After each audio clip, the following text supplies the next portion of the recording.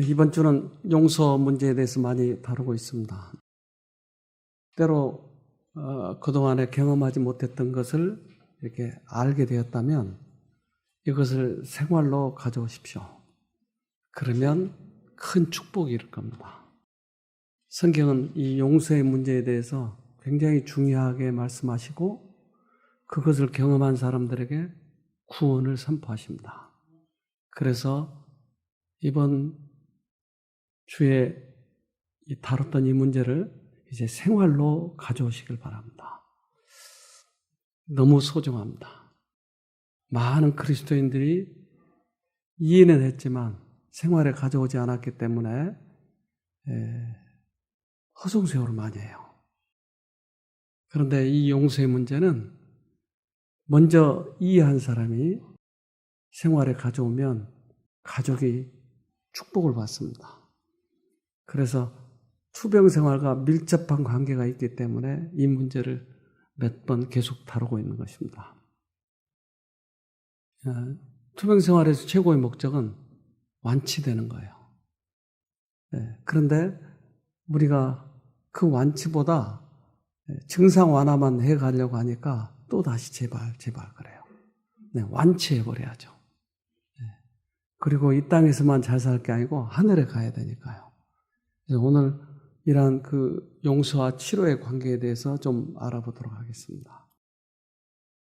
이 병 중에 상당히 큰 병이 중풍이에요, 중풍. 상당히 불편해요. 중풍은 뇌의 혈관이 터져서 생기는 병이죠. 근데 그걸 또 뭐라고도 부르죠? 중풍?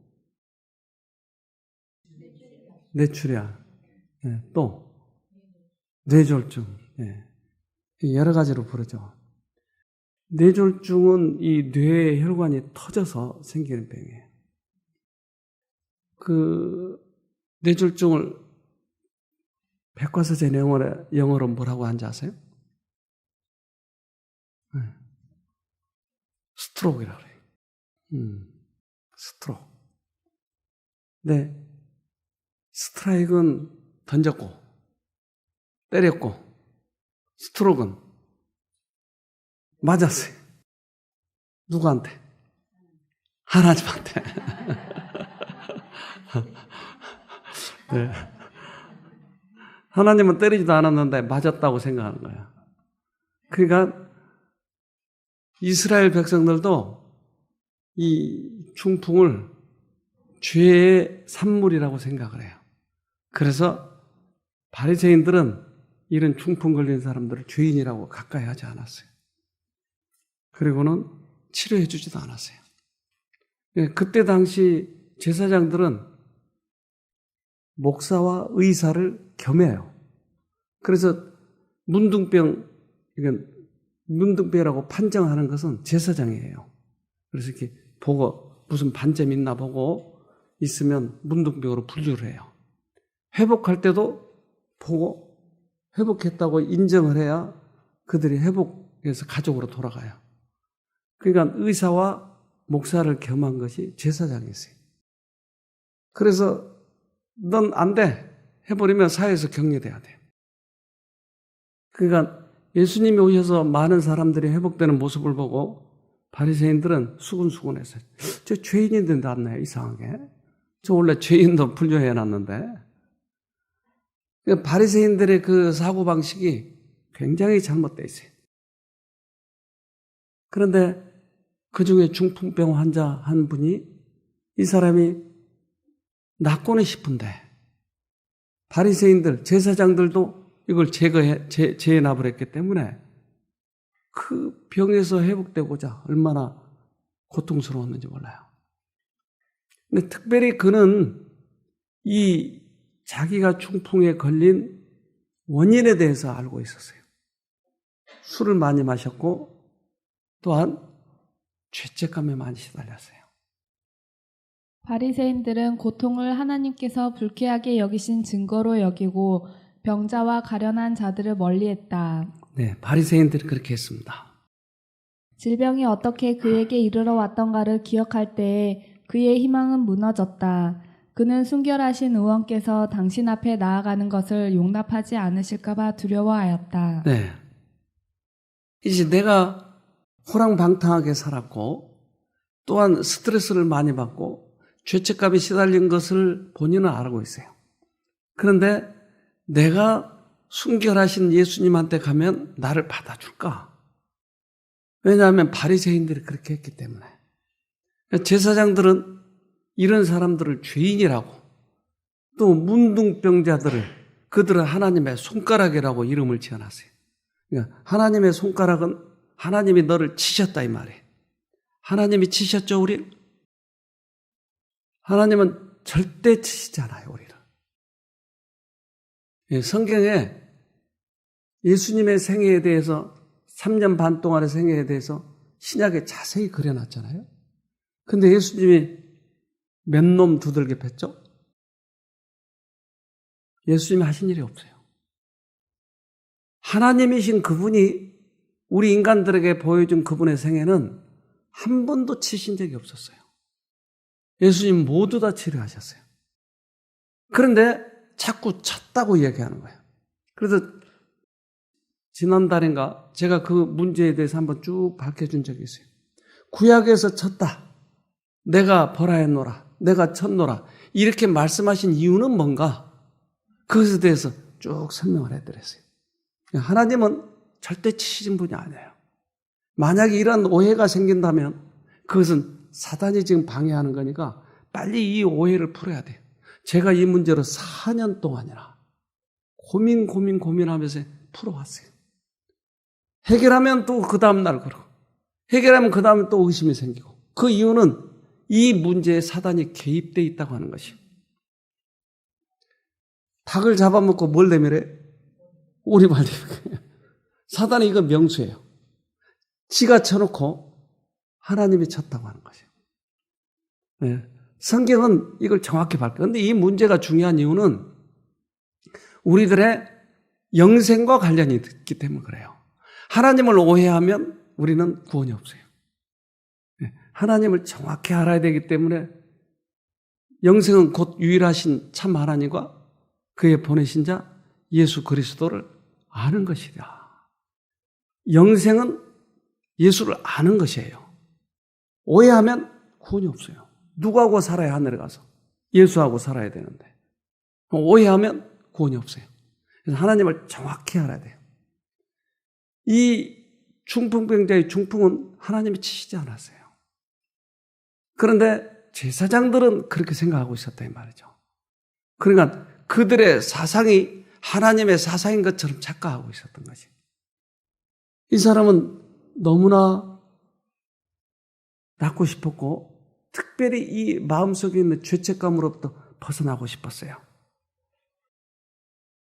그가 바란 것은 육체적 회복이라기보다는 죄짐에서 해방되는 것이었다. 그가 만일 예수를 보고 용서와 하늘의 평강의 보증을 받을 수 있다면 그는 하나님의 뜻을 따라 살든지 죽든지 만족할 수 있었다. 네, 이 죄의 짐이 다른 어떤 것보다 더 커요. 그래서 이 죄의 짐으로부터 벗어나고자 최선을 다해봤지만 해주는 데가 없어요. 왜? 제사장들도 너는 죄인이라고 하는 것이 안 된다고 하는 거야. 우리 쉼터가 시작된 지 얼마 되지 않아서 유방암이 점점 번진 그런 환자가 오셨어요. 근데 이분은 어느 큰 교회를 다녔는데 병이 알려진 다음부터 사람들이 멀리하는 거예요. 그리고 이제 교회 지도자가 와서 자꾸 하는 말이 회개하셔. 당신 죄 때문에 이 병에 걸렸으니까 회개하셔. 야, 교회 지도자도 그러지, 교인들도 그러지, 자기만 보면 계속 회개하라고. 나중에 교회를 안 나갔어요. 여기 왔어요. 이분이 이것 때문에 가장 힘들어했어요. 그런데 그분이 예수님이 우리 죄 때문에 돌아가셨고 우리를 구원하시기 위해서 그분이 돌아가셨지 우리를 치신 분이 아니라 라고 했더니 이분이 귀가 번쩍 뜨이는 모양이에요. 들어올 때 항암제를 하도 맞아서 13번 맞았는데 전이가 됐어요. 그러니까 13번째 전이 되니까 갈 데가 없는 거예요. 그래서 항암제 맞았기 때문에 머리가 다 빠져서 머리에 모자를 쓰고 왔는데 이분이 이 말을 듣고 그때서야 예수를 다시 믿기 시작한 거예요. 투병 생활에 있어서 이 예수에 대해서 오해하는 건 참 우리에게 불리합니다. 그래서 이 중풍병자도 어떻게 하든지 이 죄를 용서받을 때가 있나? 그런데 소문에 나보다 더 심한 문둥병자도 낫다라고 하는 소문을 듣게 된 것이에요. 나도 가보고 싶다. 그래서 친구들이 그를 데리고 와요. 마음의 질병이 도처에 만연되고 있다. 사람들이 고통을 받는 질병의 10분의 9는 여기에 근거를 둔다. 아마도 어떤 가정 생활의 문제는 구암과 같이 바로 심령을 잠식하고 생명력을 약화시키고 있을 것이다. 죄책감은 때때로 체질을 훼손시키고 마음의 균형을 잃어버리게 한다. 이러한 마음의 문제를 잘 다루고 있지 않기 때문에 마음의 문제가 우리들의 몸에 미치는 영향이 얼마나 큰지를 몰라요. 그래서 이 질병의 10분의 9는 여기에 근거를 두고 있다라고 얘기해요. 그렇다면 이 질병을 완치하려면 어떻게 하죠? 마음에 먼저 해결이 돼야 돼요. 근데 마음은 그대로 두고 욕심, 이기적인 욕망, 다른 사람을 멸시하고 잔소리하기 좋아하고 상대방을 간섭하기를 좋아하고 이런 못된 성품을 가지고 있는데도 이것은 그대로 두고 병만 고치려고 하니까 잘 안 되더라 이 말이에요. 시기하고 질투하고 비록 상대방이 먼저 잘못했다 할지라도 나는 그를 용서해야 될 텐데 오히려 더 보복하려고 하는 생각을 가지고 있고 이런 것을 그대로 가지고 있으면서 병만 낫고자 하니까 병이 안 낫는 거예요. 거의 대부분 마음에서 오는 병이에요. 저는 이 사업을 하면서 이것을 확신을 하고 있어요. 그렇기 때문에 이 마음이 회복이 되면 거의 대부분 회복이 되더라고요.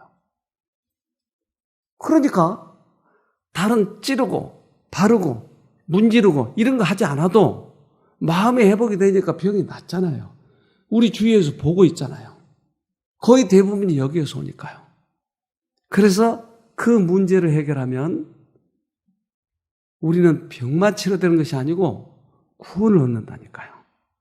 그래서 이 사람은 예수님께 간절히 가고 싶어 했는데 대부분 이 갈급한 마음을 가지고 있는 것은 왜 그런지 아세요?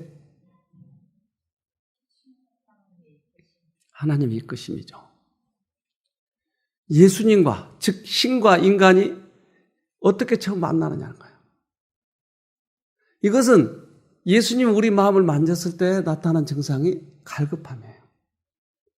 예수님은 먼저 그 환자에게 가서 예수님이 만나기를 간절히 원했어요. 근데 그가 이것을 받아들이면 반응을 하면 그의 마음에 그 다음 단계가 오게 돼 있는데 예수님이 먼저 그의 마음에 그러한 마음을 주셨어요. 아직 집에 있을 동안에 구주께서는 이 사람의 양심의 죄를 깨닫도록 하셨다. 그가 죄를 회개하고 자기를 온전케 하실 수 있는 예수의 능력을 믿었을 때에 구주의 생명을 주시는 자비하심이 먼저 그 갈망하는 심령에게 복을 주셨다. 네. 마태복음 5장에 보면 팔복이 나와요. 근데 이 팔복 중에 첫째 복이 심령이 가난한 자는 복이 있나니 천국이 저희 것이며. 그러니까 마음의 천국이 시작이 되는 것은 처음에 어떻게 시작된다고요? 심령이 가난한 것이에요. 돈도 많고 집도 크고 애들도 있고 마누라도 있고 그런데 왜 마음이 심령이 가난하냐고요. 그건 누군가 나를 만지고 있기 때문에 나타나는 증상이다 이 말이에요. 그러니까 신과 인간이 만나는 가장 첫 번째 증상은 심령이 가난한 거예요. 네. 예수는 미리 집에 있을 때 양심에 그 말씀을 하셨어요. 대부분 근심, 걱정 이런 것들이 우리들의 질병의 기초라니까요. 그는 결국 스트레스를 받고 그래서 그걸 잊어버리기 위해서 술을 먹었지만 저도 옛날에 술을 마셔봤지만 술 마신다고 해서 잊어버려지지 않아요. 오히려 더 또렷하게 생각하게 될 때가 더 많아요. 잊어버려지지 않아요. 이제 필름이 끊어져 버렸을 때는 모르지만 그렇지 않을 때는 더 생각이 나더라고요. 더 힘들고. 마음과 육체 간에 존재하는 관계는 매우 밀접하다. 그중 하나가 영향을 받으면 다른 하나도 그 영향을 받는다. 마음의 상태는 많은 사람들이 깨닫고 있는 것보다 건강에 훨씬 더 큰 영향을 미친다. 사람들이 고통당하고 있는 질병의 대부분은 정신적 우울에서 온다. 슬픔, 걱정, 불만, 후회, 죄책감, 불신, 이 모든 것은 생명력을 저하시키고 쇠약과 죽음을 초래한다. 네. 그러니까 질병의 대부분은 마음에서 오는데 마음에 어떤 상태가 질병을 가져오겠냐 하면 정신적 우울인데 슬픔, 걱정, 불만, 후회, 죄책감, 불신 이런 것들이 우리들의 마음에 질병을 가져오게 하더라. 그러니까 이 반대로 하면 어떻게 될까요? 회복이 되겠죠. 그러니까 내가 우울한 것을 좋아하고 슬퍼하는 것을 좋아하고 오해하는 것을 좋아하고 이런 것은 병을 가져오게 되는 거예요. 근데 반대를 하자고요. 반대. 희망, 기쁨, 미래에 대한 소망, 용기 이런 것들은 회복시키는 거예요. 어떤 사람은 그래요. 내가 마음이 좀 힘들고 그럴 때 다른 사람에게 어떻게 내가 표정을 지어야죠? 라고 물어봐요. 그러면 속에 마음이 우울해 있으면 다른 사람 볼 때도 그냥 우울해져. 나도 모르는 사이에. 그런데 이것을 이러한 이치를 알고 있는 사람은 의도적으로라도 괜찮아요. 행복해요. 싱긋 웃어주고. 그러면 의도적으로 그렇게 하기 때문에 내 행동이 따라가고 마음이 따라가는 수도 있더라고요. 그러니까 좀 반짝해 보세요. 이거 참 중요합니다. 이것이 병의 근원이에요, 근원. 나는 오랫동안 그렇게 살아왔기 때문에 그렇다라고 생각을 해요. 저도 우리 집사람하고 얼마나 많이 싸웠겠어요. 성격이 왜 우리 같이 서로 안 맞는 사람께 결혼했는지 몰라요. 그래서 만약에 지금까지 예수를 못 만났다면 난 벌써 무덤에 들어가 있을 거예요. 근데 틀린 것 중에 하나가 뭐냐면 우리 집사람은 뭐가 잘못했다 할지라도 한 5분 내지 10분 후에는 반짝해가지고 또 행복하게 지내는 거예요. 그러면 내가 약이 올라. 아니 나한테 잘못하는 거 저건 뭐야. 죄에서 하루쯤은 밥을 안 먹어줘야 뉘우친 것 같이 보여주고 그러는데. 그래서 나는 우리 집사람한테 잘못하면 좀 그래요. 좀 시무룩해 있고 밥도 잘 안 먹고. 그래야 예의지.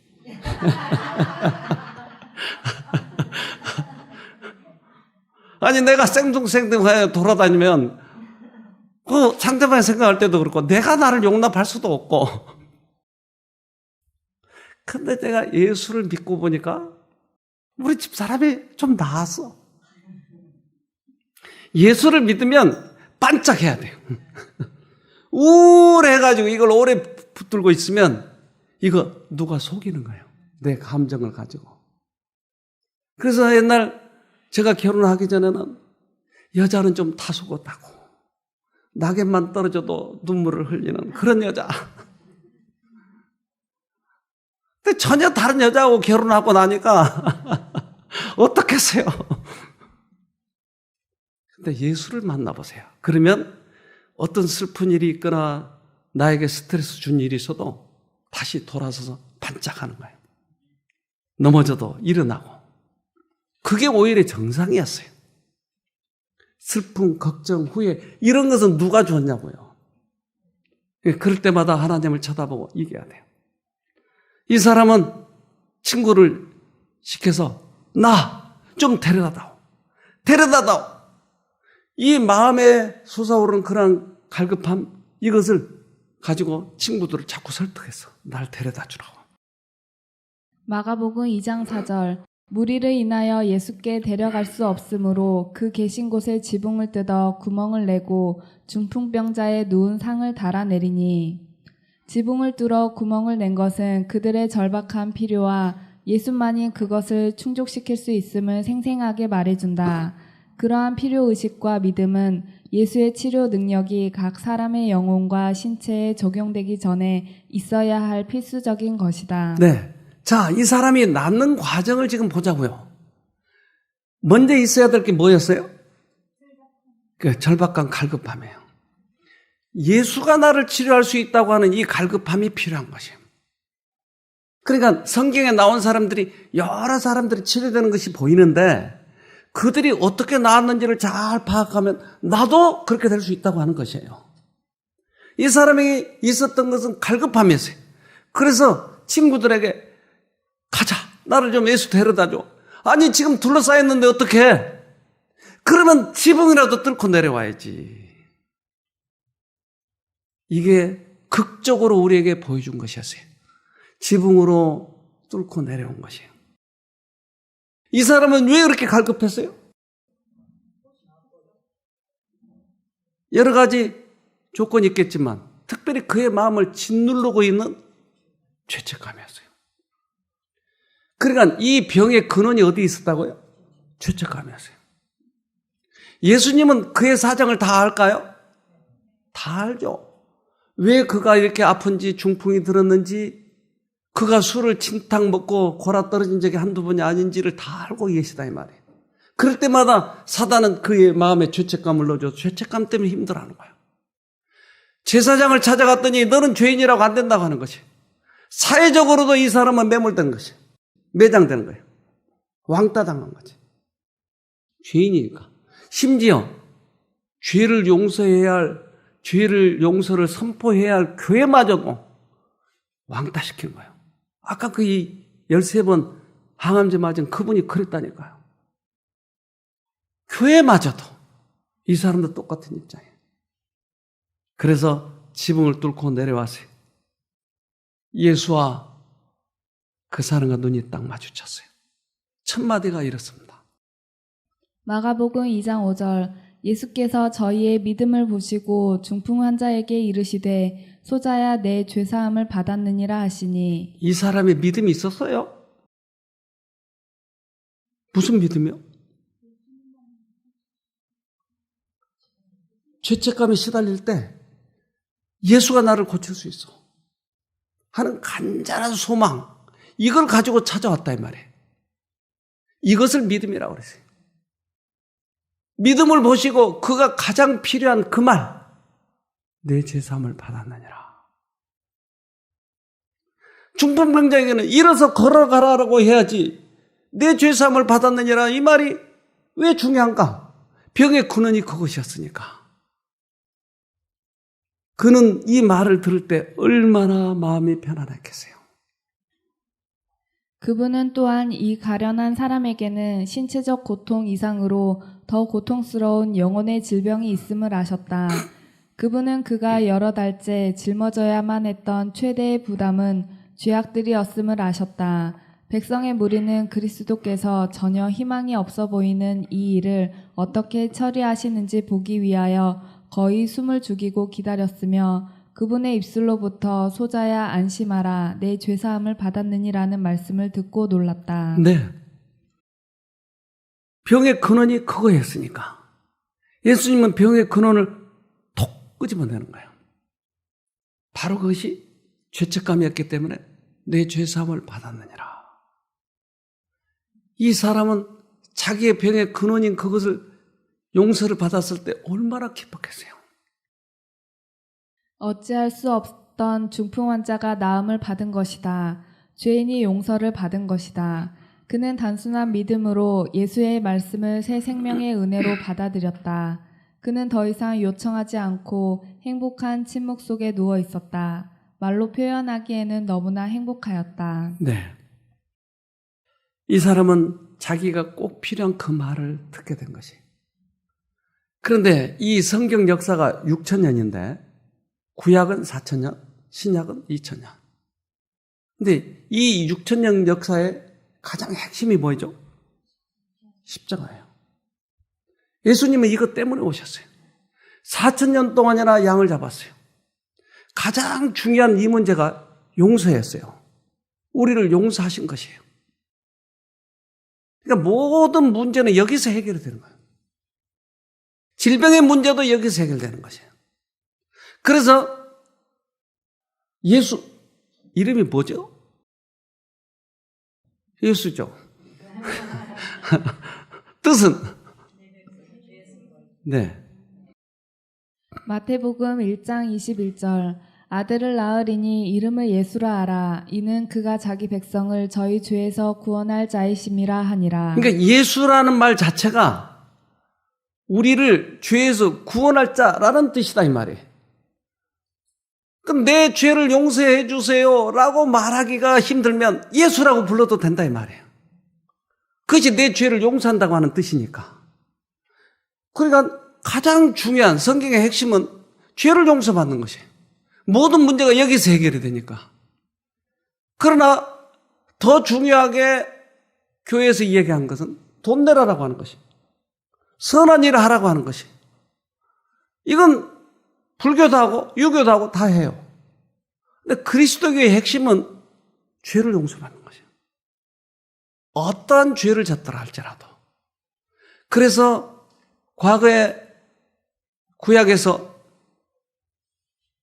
놋뱀 사건이 있잖아요. 뱀은 죄의 상징이니까 뱀이 물었을 때는, 즉 우리가 죄를 졌을 때는 누구를 찾아가야 되는지를 보여주는 것이었어요. 뱀에게 물리면, 죄에 물리면, 암에게 물리면 우리는 죄를 용서하신 예수님을 쳐다보면 되는 것이에요.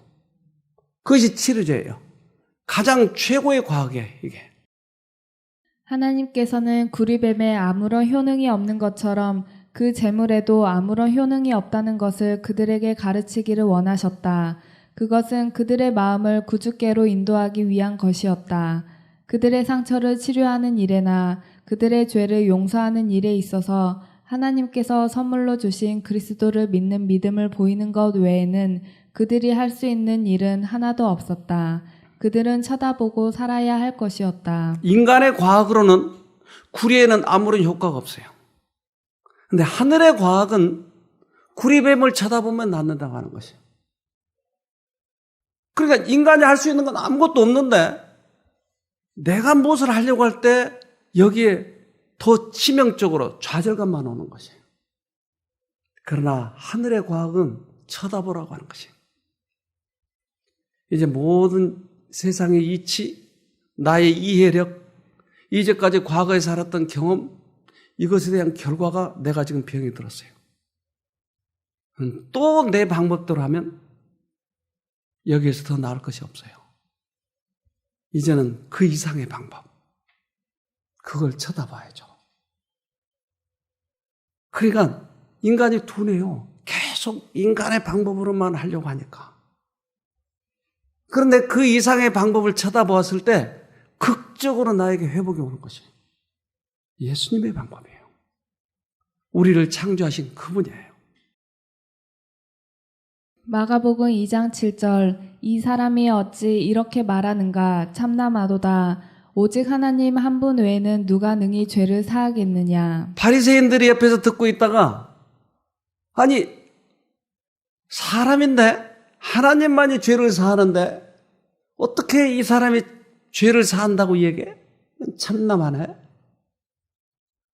어떻게 이 사람이 죄를 사한다고 얘기하죠? 누구만이 죄를 사한다고요? 그럼 이 사람이 누구예요? 하나님이라고 한 것을 알도록 하기 위한 것인데 오히려 그 예수 안에 있는 하나님을 보지 못한 것이에요. 많은 그 바리새인들은 이것을 몰랐어요. 그러나 유대인 중에 특별히 메시아를 기다리는 가끔 그런 사람들에게는 예수님께서 내가 메시아라고 보여줘요. 사마리아 여인 앞에서 내가 그러라. 그리고 예수님이 당신이 하나님이라고 하는 것을 보여주신 거예요. 그들은 몰랐어요. 그러면 죄를 사할 수 있는 권세가 있는 분이 이 예수가 예수라고 하는 것을 그들은 몰랐던 것이에요. 마가복음 2장 9절 중풍병자에게 내 죄사함을 받았느니라 하는 말과 일어나 내 상을 가지고 걸어가라 하는 말이 어느 것이 쉽겠느냐. 이것은 말의 단어의 뜻이 발음의 정도가 어느 것이 쉽겠느냐 이 말이에요. 그럼 내 죄사함을 받았느니라 하는 말과 일어나 내 상을 가지고 걸어가라 하는 이 두 말 중에 어느 것이 쉽냐? 이 말은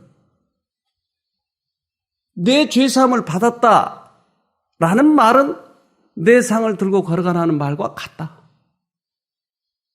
네가 죄를 용서받으면 병이 치료된다 이 말이에요. 그러니까 예수님은 언제나 병의 근원을 치료하시기를 원하시는 것이, 증상 완화만 원하시는 것이 아니고, 그래서 이 병의 근원을 치료하기 위해서는 죄의 용서가 필요한데, 너희들이 지금 나를 비난하고 참남하다고 이야기한 것은 너희가 나를 모르기 때문에 그렇다 이 말이에요. 결국은 내가 죄를 사하는 권세가 있다고 하는 것을 너희들에게 보여주고 있다고 하는 것이 지금.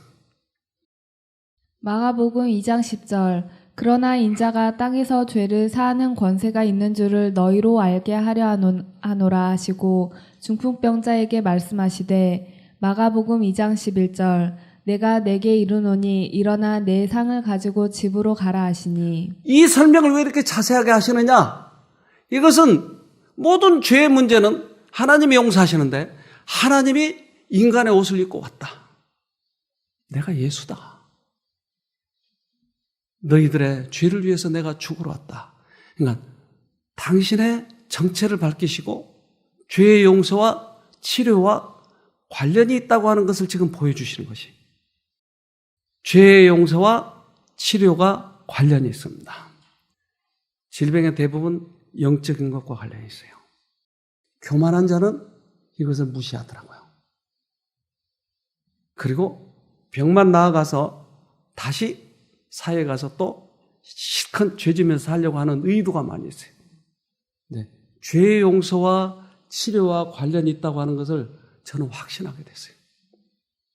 네. 이 문제를 결국 궁극적으로 이 문제와 결국은 우리가 넘어가야 할 문제입니다. 그 사람이 이제 이 문제에 대해서 죄의 용서, 그 듣고 싶었던 그 말, 그리고 예수님이 다리를 들고 걸어가라 했을 때 이 사람은 어땠을까요? 무엇하고 마비된 그의 팔로 침상을 들라고 그리고 움직일 수 없는 그의 다리로 일어나 걸어가라고 어떻게 그렇게 할 수 있단 말인가? 왜 그는 명령받은 그대로 행하였을까? 네. 이 사람은 말이 안 된 거예요. 내 힘줄이 다 지금 망가졌고 뼈도 다 가늘어졌고, 그런데 이런 사람에게 걸어가라고 말이 되냐고. 자, 여러분 똑같은 이치에 지금 서 있잖아요. 의사는 안 된다고 그러는데 된다고? 말이 되냐고. 아니 이 속에 이게 다 썩어 문드러졌는데 되냐고. 암이 다 번져가지고 장이 다 막아졌는데 되냐고. 여러분 됩니까? 이게 우리들의 믿음이에요. 그래서 여기 103호에 지금 한 1년 된 것 같은데 1년 좀 더 됐나? 이분이 복수가 차가지고 병원에 가서 빼면 또 차고 빼면 또 차고, 그러니까 암 때문에 이제. 그래서 여기 오셔서 나 이 복수 때문에 너무나 고통스러운데 매번 빼도, 근데 어떤 사람은 빼는 법을 배워가지고 왔더라고요. 그래서 주사로 자기가 빼요. 이렇게 주사로. 근데 그분이 한 2년여 동안 지금 살아서 가끔 왔다 갔다 그러는데, 이분은 자기 스스로 뺄 수는 없어요. 배가 이렇게 불러가지고. 그래서 우선 일시적인 방법으로는 금식하는 게 좋더라고요. 금식을 좀 하시고 우리 기도합시다. 그런데 이분이 오랫동안 그렇게 물을 빼고 했기 때문에 이거 가지고 금식해가지고 되는가에 대해서 별로 그렇게 신임이 없어요. 간절히 기도했더니 이분이 자기도 기도하더라고요. 그러더니 배가 안 불러오는 거예요. 그러니까 이러한 증상에 대해서 너무나 놀래요. 아니, 매번 병원에 가서 뺐는데 어떻게 이렇게 안 불러오죠? 날씬해지니까 그동안 이제 복대를 해오고 뭐 이런 거 여러 가지 하고 또 딸이 와서 그 복수 차는 것 때문에 정말 성가셔야 했는데 안 차오르니까 아니, 어떻게 복수가 안 차오르죠? 어떻게 안 차오르죠? 그렇다면 복수가 안 찬다고 하는 것은 이건 인간의 방법 그 이상이잖아요. 그러면 암도 고쳐질 수 있을까요? 그때 신임을 하더라고요. 아, 그럼 나도 완전히 나을 수 있겠네요. 네, 하나님이 하시면 다 낫죠. 그분이 회복돼가지고 가세요. 여기 103호야. 아주머니가. 하나님께서는 인간이 할 수 없는 일을 하시기 때문에 하나님인 거예요. 그럼 우리가 할 수 있는 부분은 뭐예요? 믿음으로 붙잡는 것이에요. 이 사람이 지금 이 낫느냐 안 낫느냐 이것은 예수님이 자리를 들고 걸어가라 했으면 걸어가면 되는 거예요. 이것을 못 믿으면 못 걷는 거예요. 그는 주님께서 그에게 말씀하신 그대로 행하였다. 의지의 힘은 그의 마비된 발과 다리가 움직일 수 있도록 작용했다. 그러자 오랫동안 반응하지 않았던 그것들이 반응하였다. 이 표적은 죄를 용서하실 뿐 아니라 병을 치료하실 수 있는 한 분이 그들 가운데 계심을 사람들 앞에 분명히 보여주었다. 뼈가 다 망가졌고 힘줄도 다 가늘어졌고 할 수 있는 게 아무것도 없는데 걸어가라 하면 걸어가는 것이었어요. 즉 우리들의 손으로 잡으면 이것을 얼마든지 잡을 수가 있는 거예요. 손이 없으면 못 잡는 거예요. 우리들의 믿음은 손이에요. 능력은 예수한테 있어요. 그러니까 예수를 붙잡는다고 하는 것은 내 믿음으로 붙잡는 거예요. 그러니까 소경한테 예수님이 손을 대시고 내 믿음대로 되라. 믿음이 없으면 눈은 못 뜨는 거예요. 그래서 그 핵심이 우리들의 믿음이라고 하는 것이에요. 선택력이라고 하는 것이에요. 예수님께서는 인간을 창조하셨기 때문에 능력이 있을까요? 우리는 얼마든지 폐를, 간을 새로 만들 수 있을까요? 그럼요. 나의 믿음이 지금 필요한 거예요. 나의 이 처지는 재수 없어서가 아니고 운이 없어서가 아니고 어떻게 보면 믿음을 업그레이드할 수 있는 중요한 전환의 위치에 있는 것이죠. 전화위복의 계기인 것이에요. 만약 이것을 통해서 내가 회복됐다. 그러면 믿음은 내 것이다 이 말이죠. 능력을 체험했으니까. 그대가 완쾌됐다고 느껴질 때까지 기다리지 말라. 그의 말씀을 믿으라. 그리하면 그 말씀이 이루어질 것이다. 그대의 의지를 그리스도의 편에 두라. 그를 섬기고자 뜻을 세우고 그 말씀에 의지하여 행동할 때에 그대는 힘을 얻을 것이다. 오랜 방종을 통하여 영육을 속박한 악한 행습과 강력한 정욕일지라도 그리스도께서는 능히 거기에서 구출하실 수 있으며 또한 구출하시기를 원하신다. 네. 우리에게 요구하시는 게 뭐예요, 지금? 네 힘으로 걸어가라 이 말인가요? 아니요. 우리들의 선택만 주님을 하고 의지를 그쪽에 두고 이제 시도해보자고 하는 것이에요. 그러면 주님께서 능력을 주셔서 걷도록 해주신다. 우리가 할 수 있는 범위는 선택력이에요. 의지를 그쪽에 두는 것이에요. 그 사람의 믿음은 그 말씀을 굳게 붙잡는다. 모든 신경과 근육이 새로운 생명으로 전율하고 절던 그의 다리는 건강하게 움직인다. 그가 의심하지 않고 그리스도의 명령에 순종하기로 자기의 뜻을 정하자 그의 모든 근육이 그의 의지에 응답한다. 자기의 다리로 일어서면서 그는 자기가 활동적인 사람이 되어 있음을 느낀다. 네, 조금 더 자세하게 이야기하죠. 네. 그 말씀을 굳게 붙잡으니까 근육이 생기고 그러니까 우리들의 결심에 따라서 이러한 능력이 들어오는 과정을 지금 설명하고 있는 거예요.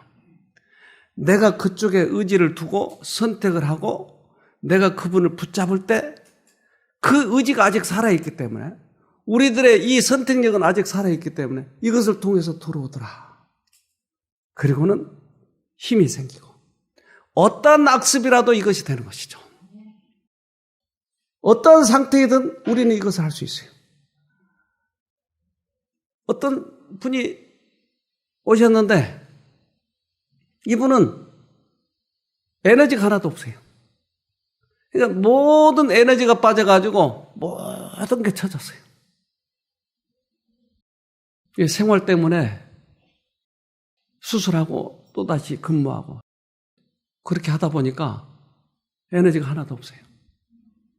그래서 그분이 50 초반인데 그런데 그분이 에너지가 하나도 없어서 자기가 자기를 이야기하기를 70대 이상의 할머니하고 똑같다 그런 거예요. 바닥났어요.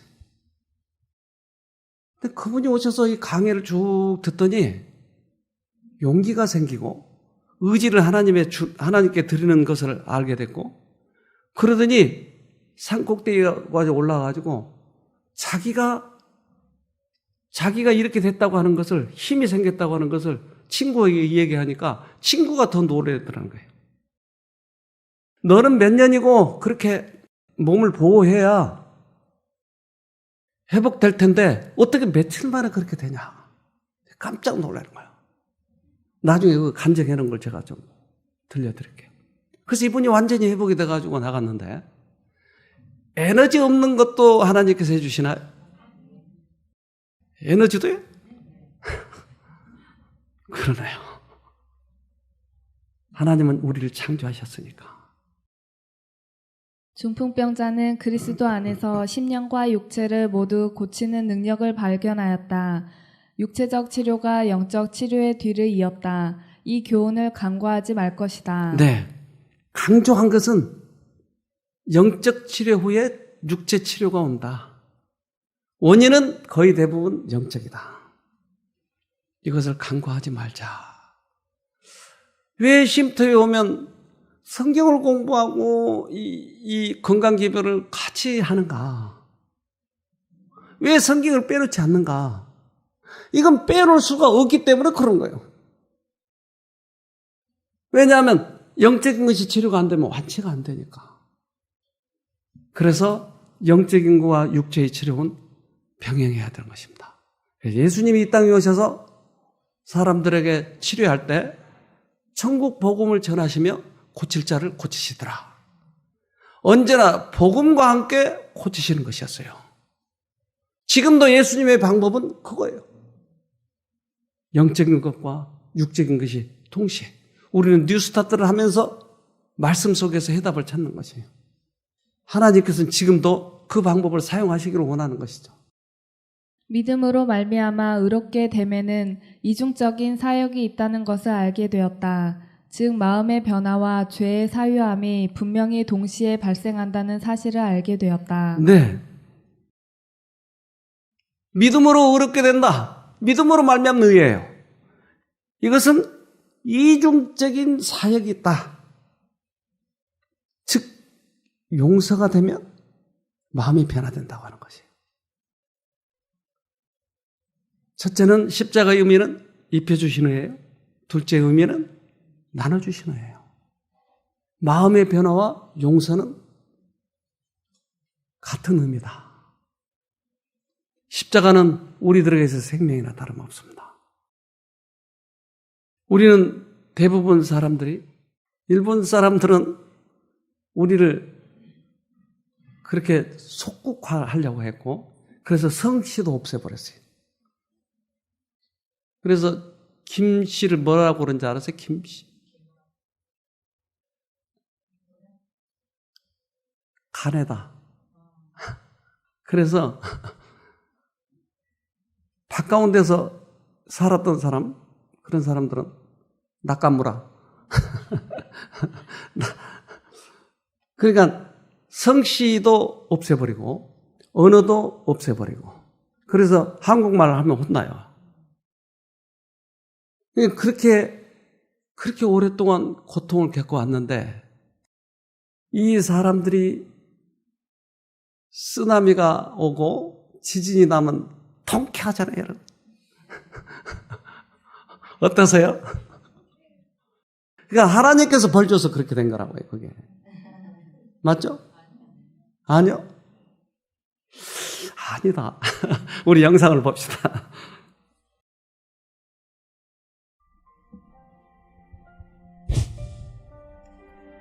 일제강점기, 아픔, 고통,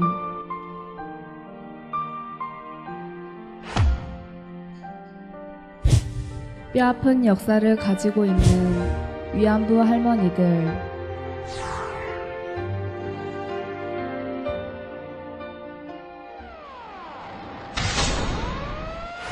진도 9.0의 강진, 원전 폭발, 사망자 1만 1,063명, 실종자 1만 7,258명. 그들은 말합니다. 역사와 죄는 미워해도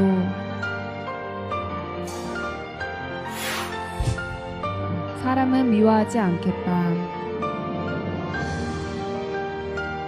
아픔의 역사를 뛰어넘은 사랑, 조건 없는 사랑.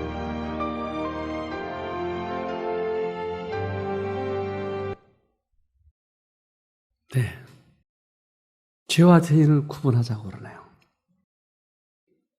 예수님의 사랑은 바로 죄는 미워하시지만 사람을 사랑하자고 하는 거죠. 그들도 죄에 속았기 때문에 그런 일을 저질렀어요. 진정한 사랑은 죄는 미워하지만 사람을 사랑하는 거죠. 예수님의 정신이에요.